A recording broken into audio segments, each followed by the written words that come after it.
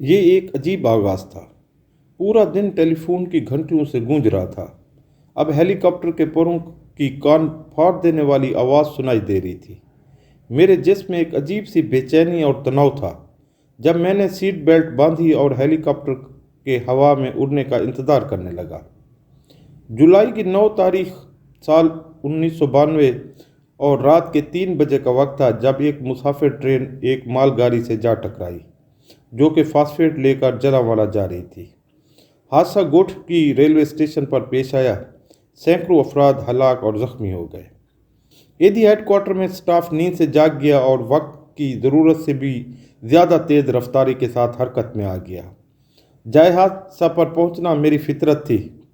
हादसात और अलमियों में दाखिल होने के लिए मुझे किसी कोशिश की ज़रूरत नहीं होती थी। इन हादसात ने मुझे हमेशा इस तरह मुतहरिक किया जैसे कोई मुर्दा इंसानी अजियत के नए एहसास के साथ उठ खड़ा हुआ हो। ऐसे वक्त में मैं खुद को भुला देता था। ना मुझे गर्मी लगती थी न सर्दी, कोई खौफ था न थकन। मैं अपनी ज़ात से अलग हो जाता था जिसमें उस आदमी का कोई निशान न होता था जिसका नाम ईदी था। लेकिन इस सुबह ऐसा न था। किसी शय ने मुझे अपने पास मौजूद शोर शराबे से अलग कर दिया था। हिदायत देने की आवाज़ें, मालूमात लेने वाली आवाज़ें, वायरलेस के पैगामात, सामान की नकलो हमल, तस्दीकात, रिकॉर्डिंग का शोर, एक के बाद एक आवाज़, ये अफरा तफरी जो मेरे लिए एक मामूल थी आज मुझे इस तरह तंग कर रही थी जैसे कोई नई चीज़ हो। मैं कहीं और था।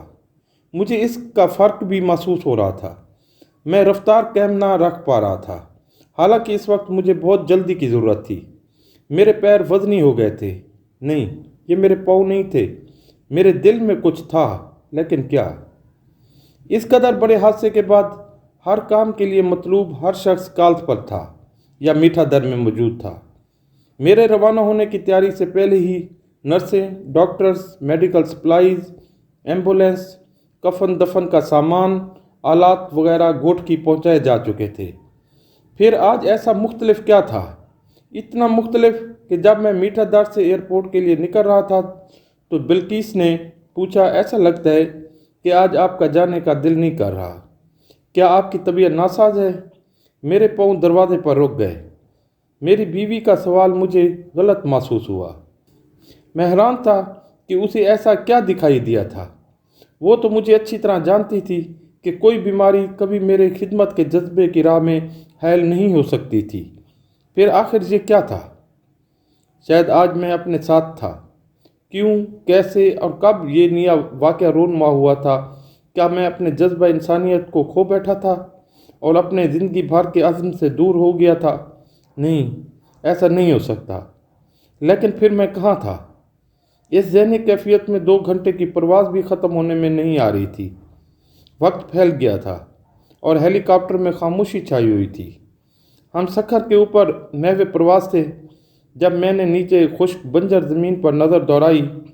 पायलट को जब वायरलेस पैगाम मौसूल हुआ तो मैं इस वक्त भी कहीं बहुत दूर था, लेकिन कहाँ ये पता नहीं चल रहा था।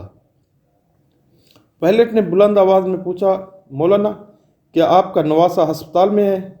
मुझे एक झटका सा लगा। मैंने सर उसकी तरफ घुमाया और पूछा, क्यों? उसने मुझे बताया कि वो अभी अभी फौत हो गया है। मुझे तब इस सुबह का फ़र्क पता चला। मैंने और फ़िज़ाई अमले ने एक साथ हाथ हवा में बुलंद किए और बाआवाज़ बुलंद कहा, इन्ना लिल्लाहि व इन्ना इलैहि राजिऊन। हम अपनी मंजिल से सिर्फ 10 मिनट की दूरी पर थे। पायलट ने मुझे वापस मुड़ने का मशवरा दिया था। नहीं नहीं, मैंने नफ़ी में सर हिलाया। उसके लिए अब बहुत देर हो चुकी है। हमें काम करना है। बल्कि इससे कहो कि इसके कफन दफन का इंतज़ाम करे। इन्हें मेरा इंतज़ार नहीं करना चाहिए, चाहे कोई कितना ही पुराना और कितना ही मेरे करीब क्यों न हो। मैं किसी को अपने ज़ाती मामलात में मुखिल नहीं होने देता था। किसी को मेरे नवासे के हस्पताल में दाखिल होने का इल्म नहीं था। पायलट ने भी इसे मेरा निजी मामला समझकर खामोशी इख्तियार कर ली।